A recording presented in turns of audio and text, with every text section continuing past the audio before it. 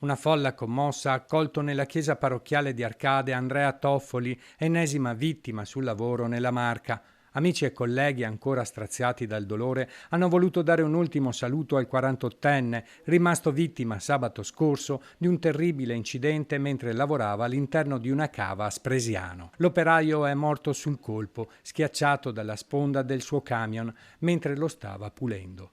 In Veneto da inizio anno sono oltre 60 le vittime del lavoro, situazione divenuta intollerabile, come ha ricordato nella sua omelia Don Mario. Dobbiamo far di tutto, impegnarci, impegnare i mezzi per eliminare queste situazioni. Dobbiamo far di tutto perché ogni lavoratore possa lavorare nella sicurezza.